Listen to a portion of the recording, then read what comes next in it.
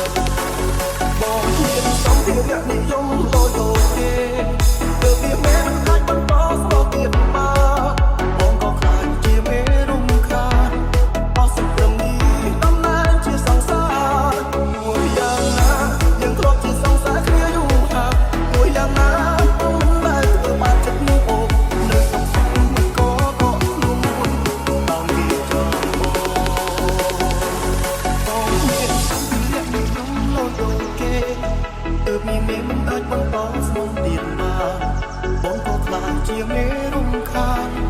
អស់សត្រឹងនេះកុំនៅជាសង្សារ